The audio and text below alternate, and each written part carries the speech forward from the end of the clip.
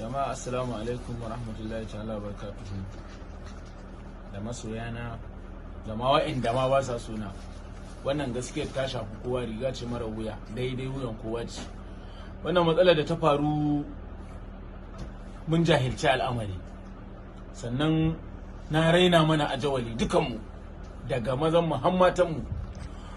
Wannan matsalar duk wani abu da Allah ya kaddara shi zai faru akan dan adam, to tun kan haifi uwar mai sabulu bela da farinta, Allah ya rubuta tun kan halicci annabi Adamu zai faru kaza da kai koke da kuke kallo ko kuke sauraron me nake faɗa.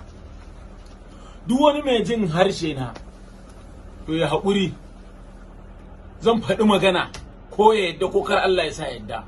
Wai har Yahuda su je su kirkira abu yana faruwa a cikinsu, yana faruwa a can yo ko da ya zo cikinmu ko mun gan shi ko ya shigo cikin ɗakinmu ya isa ya hana mu je jam'in sallah?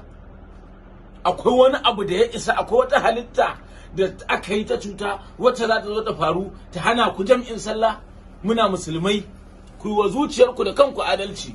Duk wani babba da zai ce kar a je jam'in masallaci, to billahi allazi la ilaha illa huwa tun kafin dare masa ya tanadi me zai je ya ga ubangiji. Ni ba wa'azi nake muku ba, ni mai neman kuɗi ne, amma an yi rashin hankali, shi yasa nake gaya muku ba a da hankali a wannan lokacin. An yi rashin hankali, ban taɓa tunanin ba mu da hankali ba sai yanzu. Ta daɗe bata zo ba. Allah ne, kuma daga Allah sai Allah, banda Allah ba wani Allah. Ko me shi ya kirkire shi shine zai kawo maganinsa. Billahi allazi la ilaha illa huwa, ko yanzu a tada sallar idi za ni a yi ta da ni, kuma ba coronavirus ba. Idan cutar duk duniyar nan ce a jikin mutum da za ta shafe ni, zan je in yi, na tabbatar da cewa daga nan ina zan tafi. Amma ka ki ka je kai sallah, kuma ka tafi an je an yabo ma ita, ka da gida kana kai ba za ka shiga jami'in sallah ba saboda jahilci. Yahudi ya ci nasara a kanka, manzo Allah ya ce ku gaisa, an zo an ce maka kai haka, an ce kai sallah, an zo an ce ku raba sahu, kar ku yi kaza, kar ku yi kaza, kar ku yi kaza, kar ku yi kaza. To ga wasu can a hanyar Abuja corona bata kama su ba, an hana su hawa motar gayya, an hana su hawa jirgin sama, sun hawo mota an ɗebe su, an yi daji da su.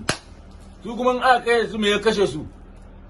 Kaga an guji corona an dawo wajen corona ba?